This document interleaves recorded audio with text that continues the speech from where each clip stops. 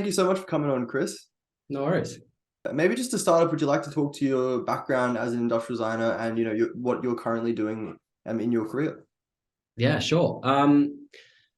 I I was always a creative person, and I always knew I would go down the route of doing something creative. I'm German born and raised, so I finished high school over there in 2010, and then did kind of a TAFE equivalent of communicational graphics design. And after that, decided to travel to Australia and stayed on to study industrial design at Swinburne in Melbourne. And worked during my honors as well on some like little side projects, nothing full time, but still really good exposure. And then I decided to do my PhD in industrial design as well, and still kind of practicing tangentially just on my own passion projects and everything that is associated with teaching as well. That's great. Have you found you great satisfaction out of it, pursuing a career in education? More so in research. Yeah. I love teaching. Yeah. Although that love was almost turned into hate during COVID lockdown in Melbourne, where we had to teach via Zoom. But I've really just enjoy inspiring students and see how much they progress over the course of a semester or a year. And even in my undergrad years, I've been kind of there for the students, for students in lower years, and kind of like just talking to them and inspiring and just brainstorming ideas. I was always passionate about that as well, and I really didn't know what I was getting into doing a PhD. I was quite naive when I was at that age, but I tell you what, it makes you grow very quickly, learning how research is done, especially in the field of design, which is so vast and interdisciplinary. What did you focus on for your PhD? So I looked into advanced manufacturing methods and into the fourth industrial revolution, which is basically the subsequent evolution from the previous three industrial revolutions. So go from mass manufacture to automation to electronics and robotics, and now we have this whole interconnected ecosystem with intelligent machines and sensors and AI, and that's what I basically looked into. Where does the industrial designer fit within this new paradigm of manufacture? Because we're at the fore end of the creative front end of manufacture. So that is basically what I did for my PhD. Yeah, it's a really interesting topic because I feel like industrial design can be so vast. Like you could be anywhere from maybe more traditional like maker industrial designer working for like a manufacturing company on the ground, like right now I work for a manufacturing company, and I feel like that's more like almost the industrial revolution style industrial design career, whereas like from there, there's all the way to this, as you mentioned, like the new era of manufacturing and production, having more of like a computer-based design approach. I don't really know how to explain it, like integrating AI and like additive manufacturing and other processes into your workflow. I suppose it's like there's so much spectrum with industrial design now. Yeah, and especially now as well, what I'm looking into in my own research and is industrial design is basically a child from mass production, right? And we're moving away from mass production. We have to as well if we want to stay sustainable and innovative, into mass customization. And I think that's really where the industrial designer can shine with their expertise in human factors, emotional design, all of those things, and combining that with the new AI tools we have at our disposal, we really can create a lot of cool things. So there's so many parallel paradigm shifts happening. I don't even know what's going on anymore, but I think we're definitely going down the route of individualized product design, and then we need to rethink, okay, what is an industrial designer, and what do we do, right? Because I think we're taking on way too much responsibility and way too many roles these days. Yeah, I think the industrial designer sometimes is just like a fill. Like we do so many different roles in so many different spaces. We kind of have the skills and the capabilities to kind of just fit in and fill a need in anywhere. Yeah. Like that's why I suppose a lot of designers go on to become management as well, because you kind of learn management skills inherently as an industrial designer, because you kind of have to sometimes manage a team to some degree. Even like an in-house role, you're managing lots of different processes all within your job. But yeah, no, it's really interesting. Do you think that there's going to be a future where potentially you buy a product and it's made specifically for you, like with additive manufacturing, or I don't know how it would be done. Do you think that's reality, or do you think we're going to have this kind of one size fits all model to most degrees? Well, look, if we're talking about the ideal case, we would have something that is specialized for the person, especially if we have wearable devices, and people like to express themselves in certain ways. That has a cultural component, that has a gender component, that has just the bare the national component. All of those things play into that, and ideally, we do have the capabilities for that very soon with 3D printing and AI. But I think that people are still want to have one size fits all things, just because everyone else has them, right? And I think that's very strongly connected to the brand as well. But I really want to push this paradigm of mass customization, because I think what we then do is, being in a framework of capitalism that still allows for the individual to kind of get whatever they want. It's again, I'm not an economist, but I kind of feel like that we can really shift consuming behavior through good product design. Well, I suppose the consumer behavior has been kind of taught to us over generations. Like it was a basically successful marketing campaign, really. So like there's no reason why we can't move away. And also like at the time, the consumer behavior was set up around like economies of scale. Like you couldn't just give everyone a different colored car. You had to have only black. The old Ford model. Yeah, it wasn't necessarily plausible. But now when the technology is there and like the capabilities it's possible. Like maybe we could shift to something like that. Yeah, definitely. I think there will always be mass manufacture, just because it's the economies of scale and it's easy, right? But if we're looking from a purely future-oriented standpoint, we have to overthink the way we produce products, and therefore also our profession as industrial designers, right? Because it's nice and easy to kind of summarize ergonomics in like, oh, this is the basic ergonomics of a standard 2 feet tall white male, as described by the army back in the day, and that's where we base all our measurements off. Right? I think we can do better than that, and we should.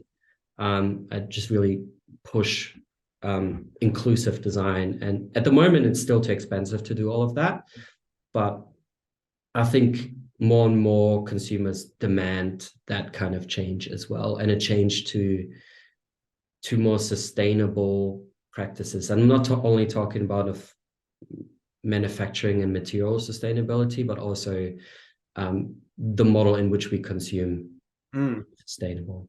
Well, that's the thing, because right now, I suppose all the cheaper products aren't made to last. So like anyone who isn't at a point of, like high economic wealth, they're generally going to select the products that are, the Kmart products and things like that, that are just made, to be single use or like very minimal use. And then like if you want to make that investment to a luxury product, you know, it might last longer. But like kind of changing the dynamic so that the you know the cheap products offered are still built to last. Like that's I suppose where it comes from. Yeah. Yeah, and it's funny you say that because it's so hard to find good products these days, and usually they're either very boutique or very expensive, Yeah. right? Especially electronic products, they last 3 years. Even the good Apple products, you know, get obsolete. And it's really, we need a shift in actually trying to change Mm. from like just making profit to a sustainable model, especially in Australia as well. Mm. I mean, what we've seen with COVID and all the lockdowns happening, right? That we are not really self-sufficient, Mm. and that we do need decentralized manufacturing that serves people in each country without having large interference from other countries, Mm. right? And that gives every country and every community a sense of independence, Mm. and comfort as well in the way they live, Mm. right? So yeah, I think it's really important, and the Australian government is working on that as well in terms of bringing manufacturing back to Australia, which Mm. I think is vitally important. Yeah, it's interesting because like globalization as a whole, it has so many positives, so many negatives. But like, Mm. you know, a country like Australia can become so reliant on globalization that it kind Yeah. of forgets, you know, having any sort of basis. Like even like we've referenced in the podcast before, like car companies, for example, Mm. they've all been pretty much dissolved at this point. Yeah. And whereas companies overseas in Germany, for example, they're supported by the government so that they can keep them going. Um, Yeah. you know, Yeah. like there's certain rebates and all sorts of different things that keep these companies going. So the government has like an investment in, you know, establishing these processes because right now we're very much limited as far as manufacturing processes, and we're very much reliant on other countries. Yeah, and that's also a cultural aspect, right? It's Yeah. how much the government invests in that. And in Germany, we have I don't know if you've heard about the term Mittelstand, which means the middle layer of society, right? Basically middle class. And middle class typically has their own little workshops and companies, and keeping them alive over generations rather than being bought up into bigger and bigger conglomerates of hyper companies that make billions, right? And kind of like losing their national and cultural identity within being brought up in Mm. those things, right? So it's this kind of you know, you can't discuss design and companies without capitalism, right? And I think that's where capitalism is going a little bit too far in terms of destroying cultural value that we kind of show through having family companies and specific things. And they're still there, right? They're still in Australia as well. But it's really, really tempting for people who own those companies to just sell them off and get the money and don't deal with it. But Mm. I think it's really fostering a culture of yeah, supporting these little manufacturers, the little welder, you know, in the suburb, and kind of like bringing some design thinking in there, and building the company that way, rather than, oh, just sell me your shop, and here's your 1 million, goodbye, Mm. you know. Yeah. Yeah. Yeah, I mean, Australia has always had an interesting background because I suppose we don't necessarily have the culture that a lot of European countries and other overseas countries have. And obviously this is due to many different things. Mm. Um, but sometimes it can mean that those family businesses just don't survive as like the attitude with a lack of culture is just to kind of continue going, like make Yeah. money, keep the money, keep the food on the table, you know what I mean? Like make whatever sacrifices there are to make that happen. Um, Mm. and also there isn't really that like, you know, oh, I'm going to go to my local food shop, the little guy who owns the corner store, you know, to support him. There isn't really necessarily that anymore in Australia as much as there used to be. I feel Yeah. like when I was younger. And yeah, it's sad. It is sad. Yeah. Yeah. I mean, at the same time, though, I feel that we have so many international people Mm, coming into the country, me included, right? And a lot of my friends and colleagues, that we really have like the knowledge base and the capacity to kind of foster that as mm, well, right? We're bringing so much different knowledge into this country, right? It's an immigration country, and we have the indigenous knowledge as well, mm, right? definitely. Which is really rooted in sustainability and Mm, considering the environment and the land we are on, right? So we have all the raw ingredients. It just needs to have like this little push and incentive to kind of keep, yeah, mm. I think it will blossoming, develop over basically. time. Like I think we are a very young nation, and like there's been a lot of like different struggles over the last few decades.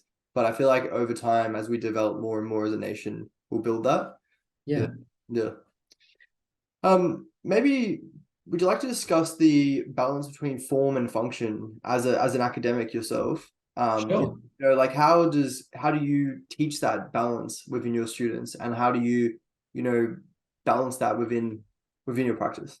So, Wow, that's a good question. I don't want to repeat all the Bauhaus stuff I got hammered with in first year and second year, and which I have to hear as a German a lot as well, if mm, form follows function. I yeah. think, yes, there's a truth to that, but I think we're really shying away these days from making stuff look good and making it look too functional, or just focusing solely on the function. Mm, I personally, I'm teaching advanced CAD. So I mm, teach SolidWorks modeling and keyshot rendering, and advanced manufacture. And within those kind of subjects, it's a very interesting balance of creating innovation through different functionalities, right?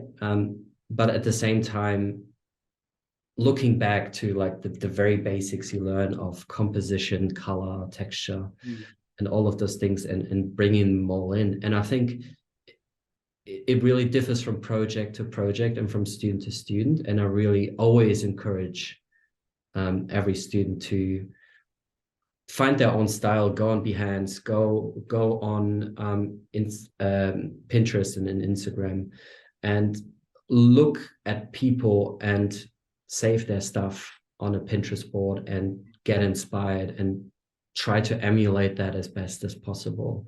And then over the course of your undergrad, then you will find your aesthetic, right? And that's where you then also can think about different functions of whatever product you want to develop. So I think that it's a very difficult balance, and that's the age-old kind of, I wouldn't want to say predicament, but problem in industrial design is that we're balancing in between, yeah, science, which is engineering, mm, chemistry, physics, sociology, and the arts, which is aesthetics, culture, music, all of those things. And we have to constantly balance the line out of those two.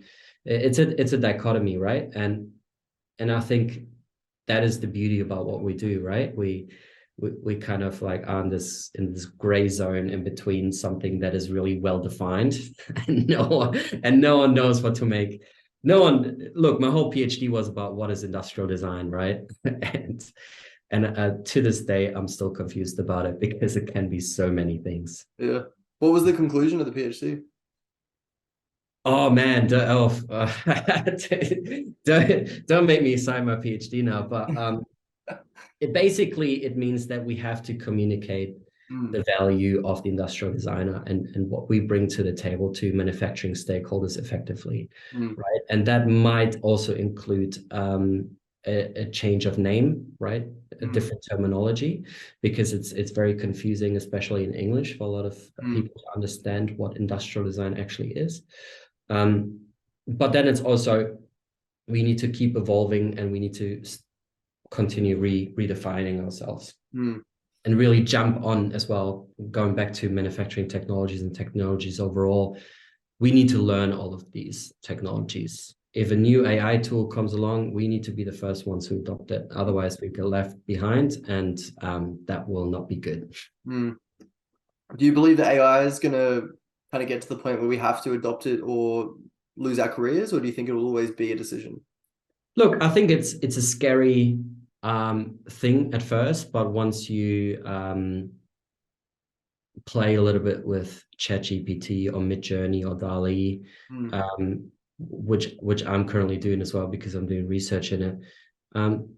It is quite, you see the limitations of it, right? Because all we're doing is designing for humans, right? And no one is better in empathy than humans for humans.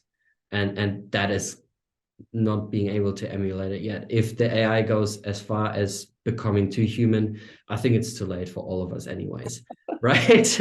But I think there might be another dimension to it where you can sell products that are AI free, right? And that might be an additional selling point to certain consumer groups as well. Yeah, it's so hard to even think about what the future will hold. I just feel like 1 year ago we didn't have ChatGPT, and then to think like what is 1 year from now going to look like? You can't even really think about it. Like it's just amazing. I feel like the space we're in right now as an industrial designer is really, really exciting because the possibilities are just endless. Like any moment there could be a new technology that comes out that completely revolutionizes our field, and I think it's just a really interesting time to be in. Yeah, I don't know how old you are, but I think I was a little bit too young. Sorry, 25? Yeah. Yeah. See, I'm 30 now, and I just barely remember like the dial-up for like the internet and stuff, right? Like people explained to me that they had to, if they needed to know something, they went to their librarian and they looked it up for them, right? Before Google, like in the 90s and 80s. And that's unfathomable for every one of us around the world now, right? And I think having these AI tools it's like the next internet, really, in a way, in the way we use it. But then again, we need to be responsible with it, right? Because the internet came with a lot of good things, but also with a lot of bad things like fake news and all of those kind of things. So it is really always a balance act for humans to kind of, utilize technologies in an ethical way. I mean, it's always been like that with the progression of technology. We're on a balancing board and we're slowly trying to make our way up enough, and like any moment we could go down. And I feel like that's kind of the most amazing thing about civilization is like we constantly evolve, but there's always the chance of just complete civilization collapse, Yeah. And I mean, the previous 3 years, I thought this would happen, right? But it was just, instead, I was just bored at home. I was frankly a bit disappointed that no zombie apocalypse happened, right? I thought I'd rather have action than not action at all. But yeah, you're completely right that it is this constant evolving thing. And just going off on a tangent now, I'm actually doing a paper on when will we actually design living products, right?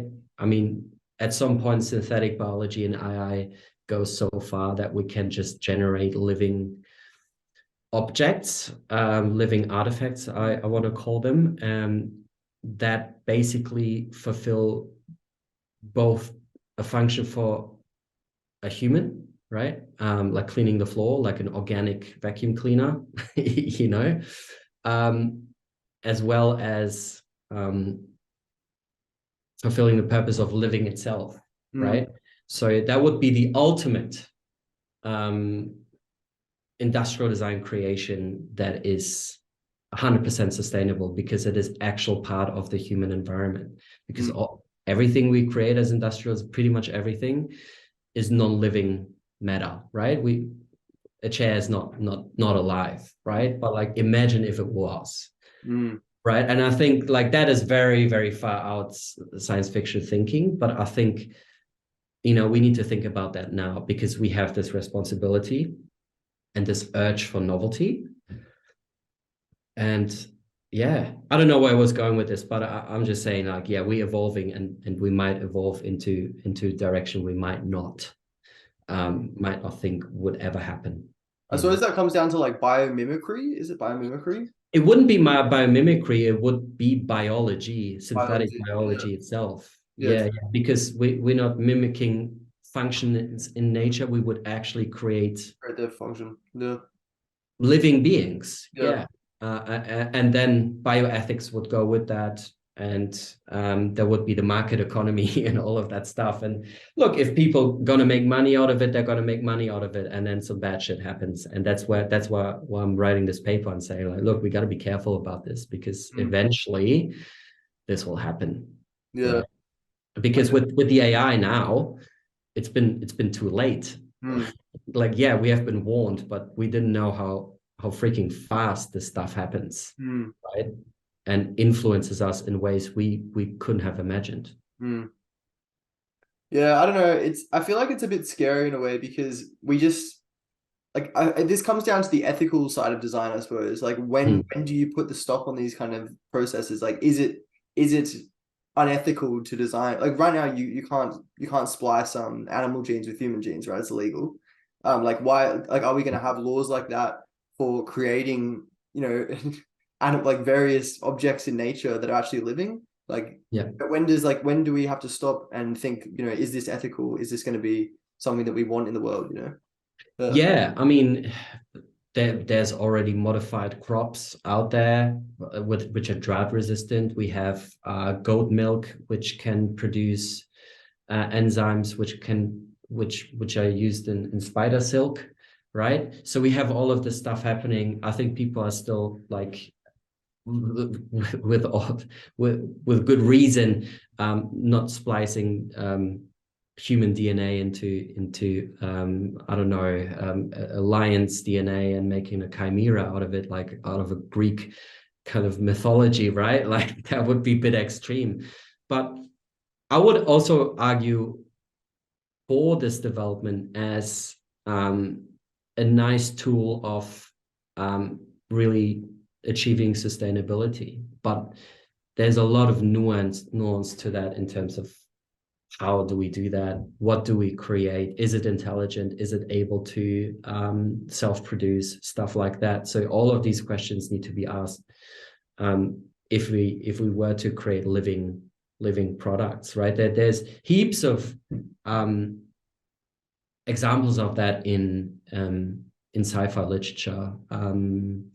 You're probably aware of Dune. In the second novel, they have dog chairs, which are basically fluffy chairs that can walk like dogs, right? It's just dogs where you can sit on with like armrests, right? I think that is obviously a very dystopian example of such a living product. But I think we can definitely develop bacteria that eat plastic, right? Yeah. Clean up our oceans. That would be, for example, some good interventions to the damage we have done through product design. Yeah. I suppose the worry is the product design has done damage to the earth. We create something like this, we don't know the damage it could have in the long term. It's really hard when you create something that isn't of this earth and to try and fix a problem that isn't of this earth. You don't really know what the fallout's going to be. And like I remember in uni they taught us, what is it, you've always got to think of the wild card situation. I don't know if you remember this as well, but like always thinking of the worst possible scenario. And I feel like when you get into this kind of design, it's really easy to think of bad possibilities, like the worst case scenario. Yeah. And look, it's so sad in a way, because most participants I talk to for my PhD study, and most designers, basically all designers I know, we want to make the world a better place, right? But we are stuck in this kind of like, oh yeah, we're making this shitty toy which is used for 1 year by like a dog or a kid, and then is destroyed and then ends up in landfill, right? Because we're passionate about doing product design, but we have no power whatsoever in steering or influencing policy or waste management of the companies, right? That to change that, unfortunately, right? Like that's why I'm so hesitant of going into industry, and that's probably also a point why I went to academia, is to kind of find solutions to that. Right? Yeah, we spoke about on the podcast quite a few times about the possibility of designers moving more into like political roles in the future. Do you think that's something we're going to see in the coming years? And, you know, would you even be interested in that kind of thing? Like, do you think we're going to see more designers take that path? Oh, look, I would like to think so. I think designers are very honest, honorable people from the ones I've met, with really like just sweet personalities and just ethical goals. I think I think that the danger is that we as designers wouldn't survive in this cutthroat environment for very long. Yeah. But I think there's definitely ways we can advocate through different political parties for certain things. I mean, the Greens, for example, they're very good at advocating for sustainability, which is aligned with what we want to do as designers, right? But I think, yeah, ultimately we need to get together, for example, through the DIA, right, the Design Institute of Australia, and kind of campaign as well as and that's another thing. What a colleague wants to do is develop a national design identity, right? That kind of lays out all the rules of what we are about as a nation in terms of design, sustainability, and what we want to stand for, really. Because I think it's, you know, Germany has a design identity, America has a design identity, right? What is Australia? I think, you know, we can talk about this for hours, but there's so many beautiful things about this country, right? Why haven't we yet formalized it? Not yet, right? Like that, we're multicultural, we are open-minded, we're on the way of sustainability with the new government, fortunately, and all of those kind of things, right? And basically the conclusion is you can't separate design from politics. It's always responding to it or trying to change it, right? In whatever way possible, through design activism, through campaigns, through and often, unfortunately, disasters as well, right? Products that can hurt, companies that pollute the environment, all of this kind of things. You know, you mentioned sustainability. I suppose the struggle with sustainability is a lot of the time as a designer, we don't have that power, as you mentioned, but it's also that the system isn't capable of necessarily adopting those sustainable practices in its current form. You know, like we almost need a complete overhaul and a complete remodeling of the system that we live in as a world, you know, because the processes aren't established to really cater for that sustainable future that sometimes the government's pushing, you know.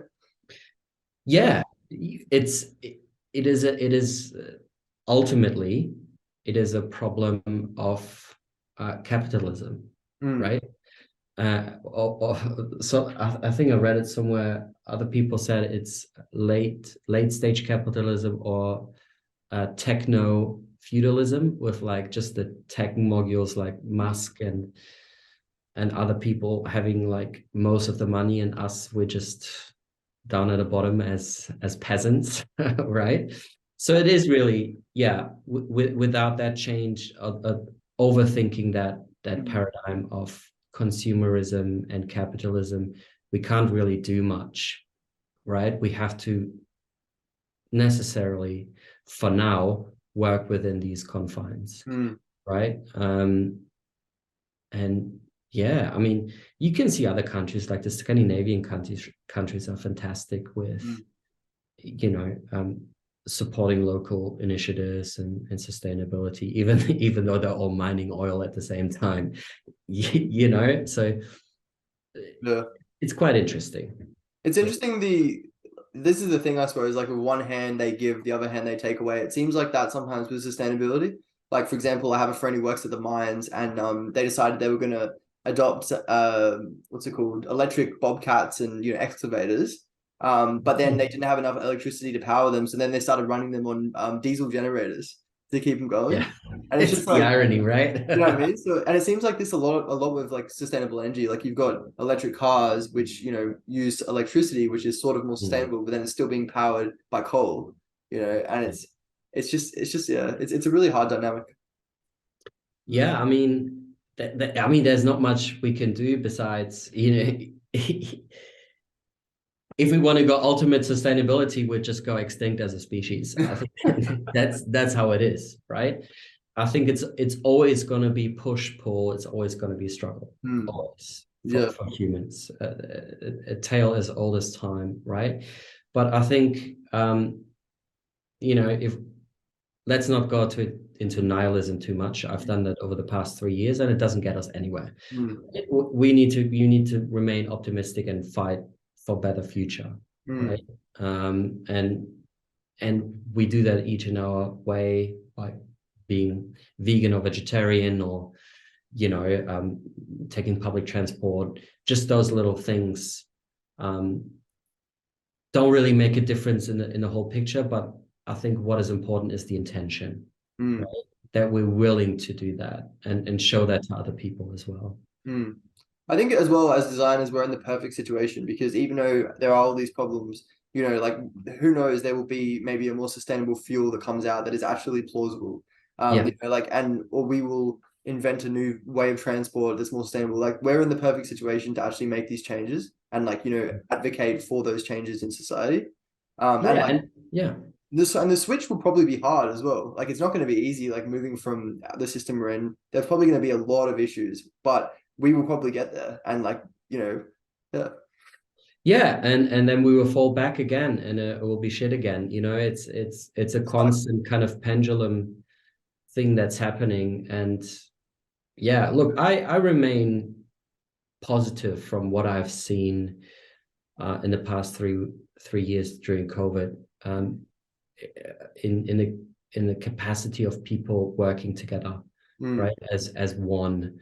And other like, again, if I go back to my home country of Germany, I remember when we didn't have bottle recycling, right? Like now you get like this, we have this scheme where you just buy bottles and then you bring them back and they get fully recycled and you get money back, right? mm, In form of a receipt. And I think that's a no-brainer. But back in the day when I was a kid, people got angry about this.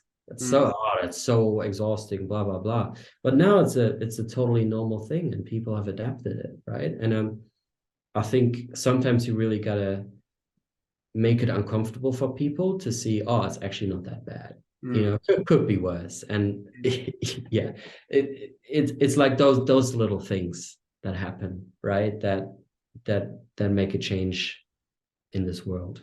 mm. Yeah, definitely. In the field of industrial design, what do you see as the biggest changes in the future? Obviously, we've already mentioned AI and things like Mm. that. What do you think are going to be the biggest catalysts that bring about the new future of industrial design? Wow.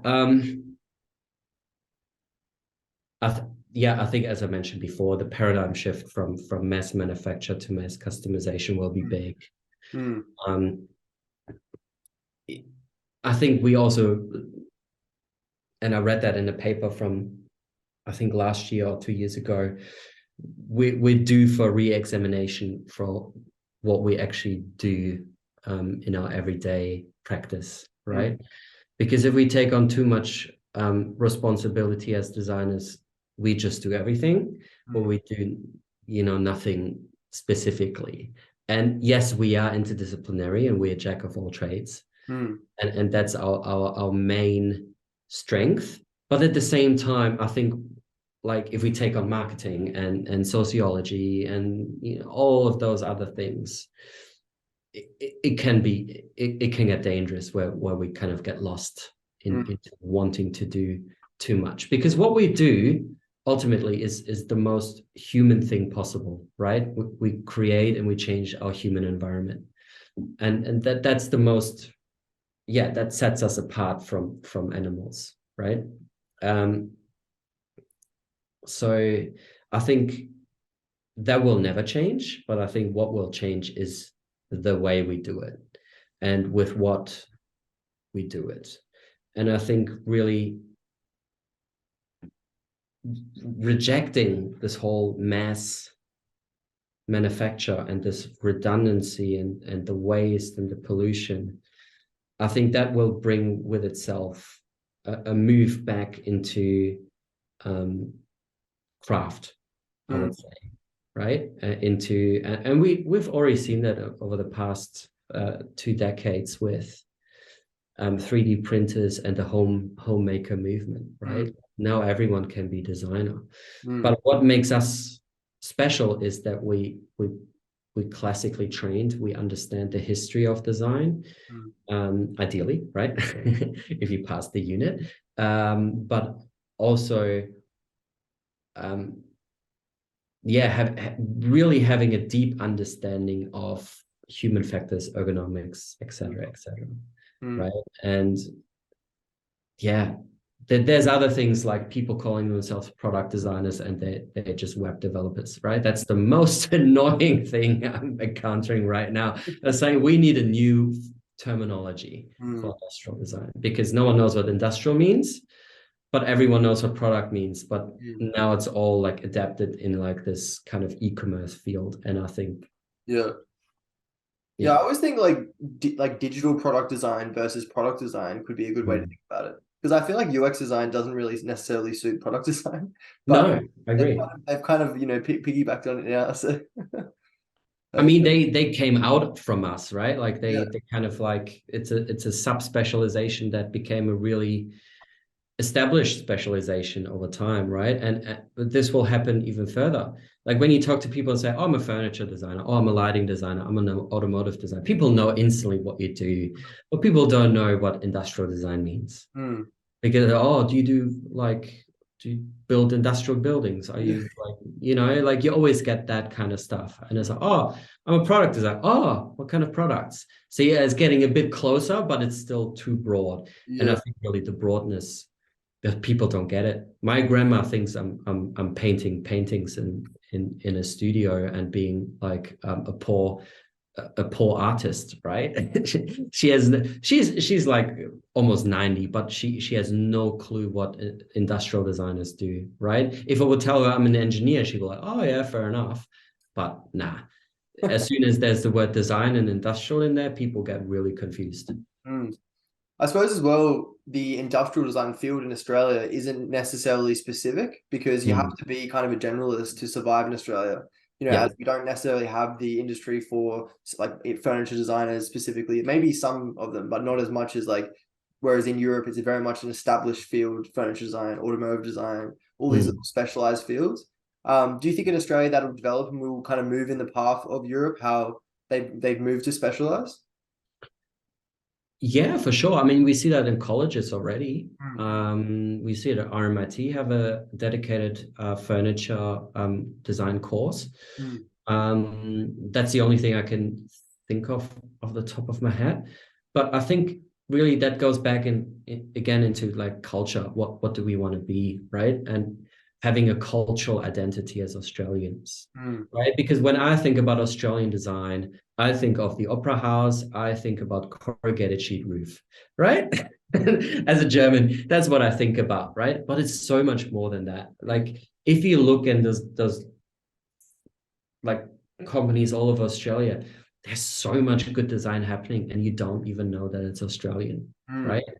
You just don't know. And also, everything is so globalized right now. You can't really put your finger onto what is Australian, what is not, right? That would be then more like a marketing and branding kind of thing where we have to say, oh, this company did this, and this, right? So there's no really Australian form language. There is, obviously there's materials like the dark. I worked with timber last year with eucalyptus timber, and there's some really beautiful dark red timbers which are native to Australia, which you can't get anywhere else in the world. And I think if we approach it from this way and utilizing what we have here, we can really build that identity out and kind of get all those sub specializations going. because there's so much talent here, but Mm. there's just not enough. I don't know what it is. It's almost like people are ashamed to be Australian sometimes, as everyone wants to go to the US or Europe to be a designer. Mm. And I think, man, we're in a beautiful part of the world, and um, I feel like Australians really appreciate good, solid design, Mm. right? Like most people don't want this Kmart shit. Yeah. At least not the people I hang out with, but I'm an academic as well, so I might be biased here. But yeah. No, I think you're right. I think there is a move in Australia towards good design, you know, and like I suppose overseas, IKEA, for example, is Mm. massive. Even here, it's pretty big, but like, and IKEA is kind of like the Kmart of furniture, really. Like Mm. furniture's okay, but it's still that kind of cheaply made, you know, flat pack furniture that's not necessarily going to last very long. And yeah, it's not really just Australia that has that attitude. It's everywhere, and like that's what I mean. It's a full global change of mindset that we need to make. Yeah. Yeah, and it's also educating people about what design really is, because people just think about design still as like, oh, we just make things look beautiful. We're Mm. just stylists, right? Mm. But we're more than that, right? We're critical thinkers. We're examining our world around us, and Mm. we want to make change. And it this word which I'm about to say, but I really hate using it, is disruptor. Like a lot of people, oh, we're disrupting the market, blah blah blah, right?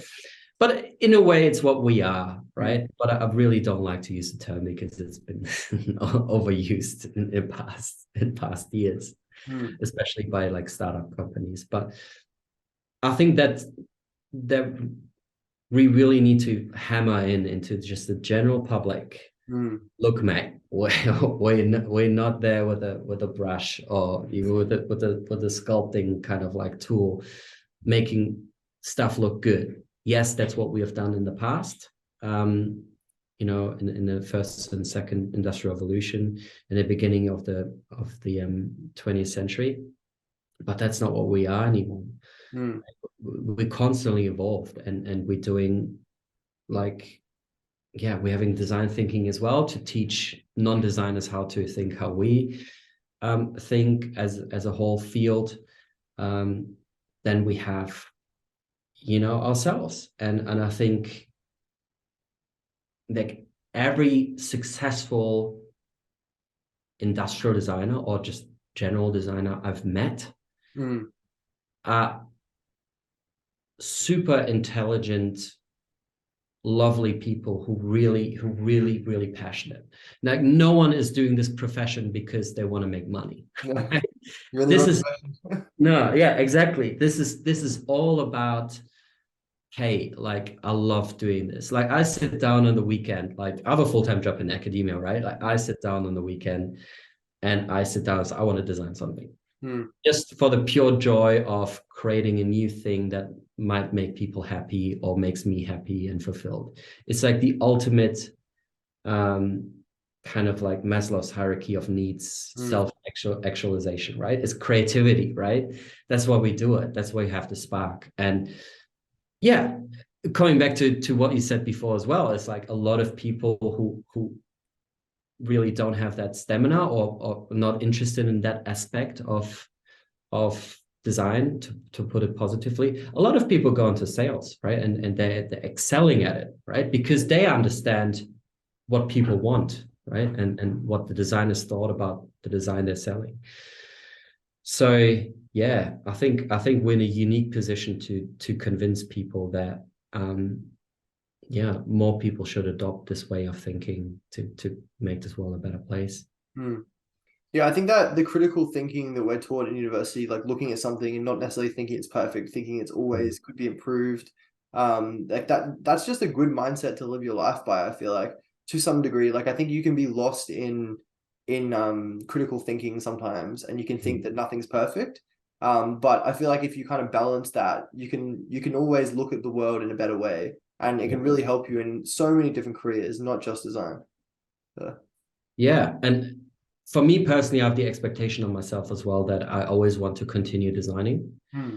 in whatever capacity, because I think being a design researcher and educator, it is not enough to do that, I think you should always keep on designing, and kind of exploring the creative, even if it's just painting or sculpting or whatever, like keep the creative half of the brain alive when you have to engage your whole like critical thinking all the time, right? Because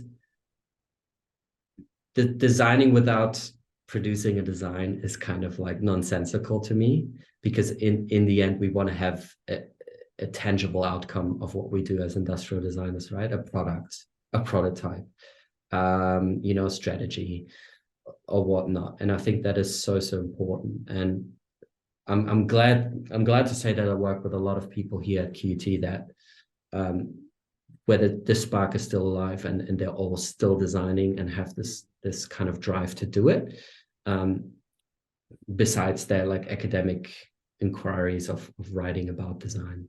Do you think education and professional practice really have to be integrated in that way? Like do you think you can be a successful academic without having that professional foundation? Yeah, of course. Yeah. I mean, I myself don't have a lot of like industry experience overall, right? I have like a project here and there, but I never really had like a full year of industry. That is mainly as well because I went straight into a PhD afterwards, and I was not allowed to work full time on my student visa, right? But I think the way they do it in architecture is quite interesting, where they have like a lot of placements as well going along with their studies. And in Germany, you don't even get accepted in most design universities or courses without doing at least half a year of internship in a design firm. Don't ask me how they get the internships before even enrolling in a course, but I think really the relation to practice is so very important. Now, do I think that I, as an academic, or my colleagues need to work in industry to understand the industry or understand design? I don't think so, because you can practice design wherever you want, right? And these days, with working from home and working with like companies that produce stuff offshore and then just send you the 3D print, it's so easy to kind of do that. But I think the actual activity of creating a concept, of visualizing a concept, of making it by hand, or just clicking print on a printer and having it in your hands and seeing and feeling it, I think that is still something really important. And a lot of people do it through their students, right? Like I really find a lot of joy of helping students out and then seeing the final product in the end and say, oh, this looks sick, man, like well done. And just having a conversation about that in the end. I feel like you'd learn so much from being an academic as well, because there'd always be something you'd learn from your students and something you would give to them, and then through a whole semester, I feel like there'd be so much you'd learn. Yeah. Look, the question that I sometimes get, I'm like, oh, fuck, I've never thought about that, right? Like, oh, what is this function in SolidWorks? I'm like, oh, mate, I've never used the tables in SolidWorks. But my tutor has, so ask him, and then I'll learn as well, right? Because, yeah, I think being an academic is like acknowledging that there's always more to learn, right? Especially doing my PhD, I came up with more questions than I had answers, right? It's always that, and it's the lust for getting these answers as well that makes academics and industrial designers quite similar. The way of like, hey, like I don't know this area of whatever I'm engaging with in my design project, but like I'm going into this, I'm going to learn everything I can about this, and I'm absorbing this, and I'm going to make the best product possible. And I would argue that like a medical doctor is not able to do that as easily as an industrial designer is, right? If we want to compare like those two fields towards each other, because yeah, we're interdisciplinary and we have this open mindset of like just taking on different things and then implementing them in the real world. How important do you see professional development as an industrial designer? Like, do you think that it's very important to constantly keep upskilling and learning new software and various things in order to stay relevant? I think yes and no. I think if you're too focused on building your portfolio of expertise, I think you're kind of losing a little bit of what you want to specialize in that as well, right? Because I'm specialized in SolidWorks as a software, right? And people here using Fusion 360. But the course I'm teaching is specifically laid out for SolidWorks. I was like, I really don't have the time nor I just don't have the time in my academic career to learn Fusion as well on top of it, right? So it really is a preference thing on what you want to focus on. I really loved sketching back in the day, but these days I rarely do it. And for the sole reason of I don't have time, and making a picture look nice and cute it's not really how it's done in the real world anymore, because we have rendering software, right? I can CAD way quicker than I can render a sketch with Copic markers, right? Nonetheless, I think it's very, very important to learn those basic skills in undergrad. But then it's really about finding yourself in industry or afterwards in what you want to do, right? Because there are a lot of examples of students who go into motion graphics, into concept design for film, into transportation design. Like, everyone is subspecializing themselves afterwards. And I personally feel I'm still stuck in interdisciplinarity, even though I really like furniture and lighting design a lot, because it's something really, the concept of it is so simple, and you're just making it for your own home, right? And it has a lot of aesthetic aspects about it as well, rather than developing whatever plastic part for some specific function in industry, right? There's a lot of difference in that. Those kind of things. Yeah, I agree. I really like furniture design as well. I think there's definitely something to be said about a good chair, like, or a good piece of furniture. Like, it transforms a room. It really just stands out in your life. And like it has like almost an emotional impact on people as well. Yeah. Whereas I feel like these days, so many products around us, they don't have that emotional aspect like they used to back in the day. No, and it's an oversaturated market, right? And everyone is copying from everyone, and they're I don't even know if there's room for innovation anymore, if you ask me, right? I think there's only improvement these days. From what I've realized is every product is good until you realize how not good it is. Like, we take everything for granted, but then we encounter something really bad and we're like, oh fuck, this sucks. Right? It's like the typical kind of like, are you pushing or pulling the door with a handle kind of situation that Don Norman is describing, right? In everyday objects. Like, it's like you really start to appreciate good design, which is so invisible and so ubiquitous that you really only understand that once you encounter something really bad, you know? Yeah. And I feel like these days we're so critical of design, like not even just designers, anyone. Like, you expect good design because there's so much good design around us that bad design really stands out now. Yeah. And like, it's really hard to almost accept it into your everyday life when you know it's such a bad design sometimes. I mean, look at Crocs, man. I think this is like the perfect example of a counterculture kind of thing. They're like, I look, that this is not me as an academic, this is me as a very passionate designer talking, right? It's so fucking ugly. And man, like, people just adopting them, and it just like started happening, and I'm just like, what the hell is going on? It's like they're so ugly that people adopt them to be against like attractive shoes. Yeah, it's like it's like anti-design culture almost, right? And like, oh, they say, oh, they're so comfortable. It's like, yeah, but like, yeah, cool, function, great, awesome, I guess. Like, wear them on a boat, wear them in the garden. Don't wear them to the club, okay? Like, have some self-respect. That's funny. No, yeah, it's really interesting that that balance. Like there seems to be always Mm. a cultural move towards wearing things or like adopting things that are against the norm. Like I suppose it comes down to like self-expression in that way. Yeah, and class as well, and money Mm. a lot of times as well. Like, look, man, the first thing I bought myself when I got my first job after PhD was like I bought a full oak table because I was like, I'm a fucking adult now. I'm gonna have a solid oak table, nothing laminated, like solid oak. I don't care if it moves.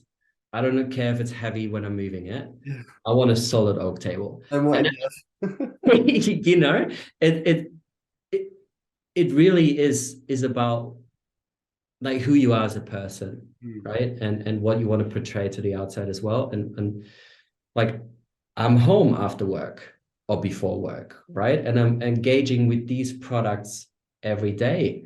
And if you have the disposable income, like a lot of rich people, which I'm not one of them, are, right? Like, of course, you want to have nice things, Mm. right? But these nicer things, which are made with better quality and are longer lasting, they obviously cost significantly more than something you can get from Kmart. And man, I had like backpacks my whole life, and they only last like 1 to 2 years, Mm. even though they kind of have a timeless design, right? And then I got one of those Freitag bags. Do you know them? They're made out of recycled um,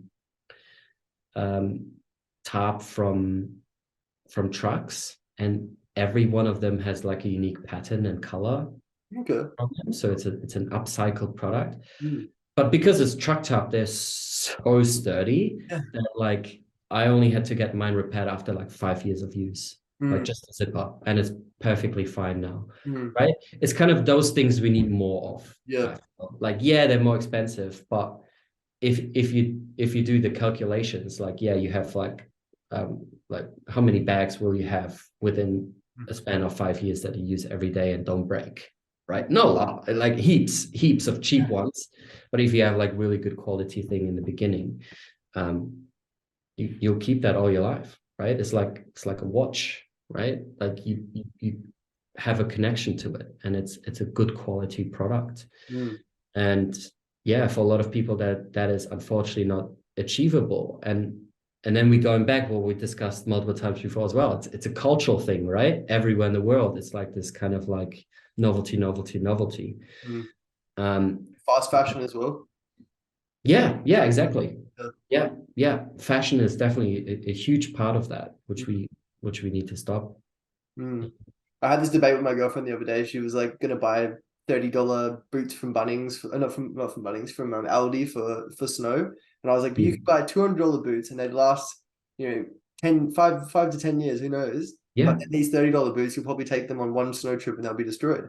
And it's like yeah. that's the mindset people need to start adopting. I buy like expensive things, but very rarely. Mm. And Mm. then they last extended periods of time. And it's that thinking change, that mindset change that we need to push across. Yeah. Exactly. And man, same thing. For me was like things that were expensive, and you had like a list, right? Things that are more expensive than it should be, but I don't regret buying. It's the Dyson vacuum cleaner because fuck, they're good. Yeah. I had like 5 vacuum cleaners like in the period of time I had my Dyson, right? Height adjustable desk, super expensive from like one of the better IKEA products, right? Mm. The electric height adjustable desk. Mm. Um, and what is the other thing? Yeah, like good noise canceling headphones, Mm. right? Like those are the things like fuck, they're expensive, but damn, they were worth it, Mm. right? Where there's like other things that are like maybe not so much of a good investment in retrospect, Mm. right? Yeah, it's interesting. It's interesting how the world's probably going to change so much in the coming years, and it already has changed so much. Mm. As we adopt these principles into our life, the whole system will have to change, and the world will probably be completely different to how it is now. Uh, Yeah, let's hope for the better. mm. I have to remain positive Mm. as a designer, right? Even though I'm very cynical sometimes, I still want this whole civilization experiment to work out in the end. And yeah, I think people like you and me and like the other people you interviewed on the podcast, like we're really on the forefront with other disciplines in bringing in that change and telling people like, come on, like like yeah, we're part of this like everyone else, but we want to stop this and we want to make it better. Yeah, changing the belief of an industrial designer as well, not just a profession that creates more products for for landfill, a profession that Yeah, actually changes the world for the better. Yeah. yeah, yeah, exactly, Mm. exactly. Yeah. Maybe just to wrap it up, Mm. is there any advice you would give to yourself as a starting off designer, or maybe some advice you've seen that would really help your students out there? Look, I would just say put yourself out there, make a Behance profile, make an Instagram profile, a professional one that is, and just get feedback from a lot of people. Look what other people have done, you're looking up to, and just trying to emulate it. Um, do just be courageous. Don't do what everyone is doing at the same time, though. Like, try to be creative and innovative. And don't listen to your parents. They have no clue what industrial design is, anyways.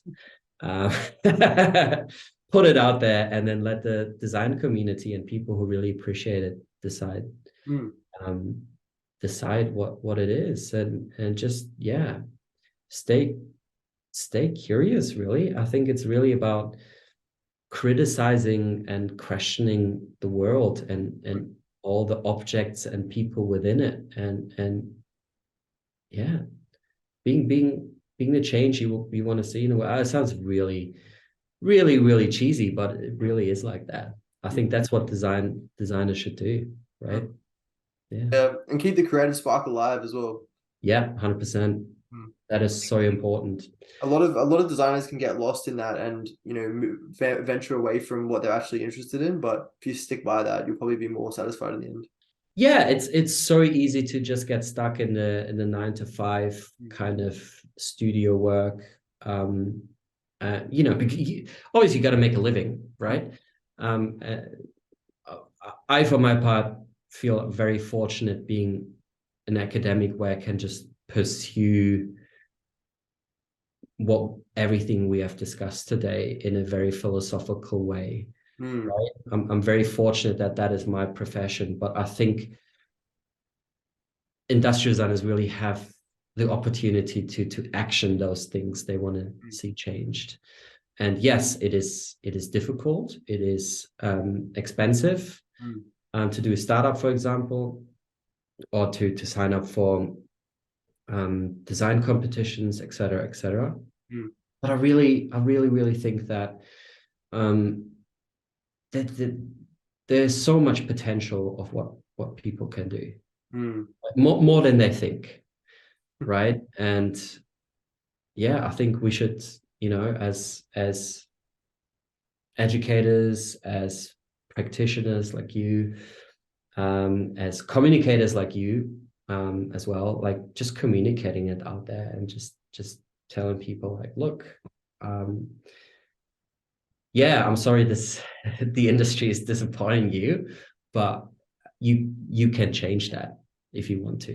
You can Yeah. team up with your mates, right? And really create something amazing. Yeah. Yeah. I mean, fostering that community, like we're all in the community together as industrial designers, and we need to support that together. Mm. Yeah, and yeah, I mean that's also the reason why I joined the DIA is because we need more people bringing them together because basically what we do every Thursday here in Queensland is just get together, sit together. You don't have to be a member and just join us and talk. And we're basically doing what we're doing right now. We're just talking about design, we're connecting people, and I think that is something wonderful. And man, I should have discovered them last year because I was so lonely moving up from Melbourne and having no friends here. But damn, like it's a wonderful community and it has so much potential. So much potential. We just all got to stick together and just make this happen. Mm. Well, thank you so much for coming on today, Chris. And No yeah, worries. Thank I you. wish you all the best with your future endeavors as an academic and as a professional.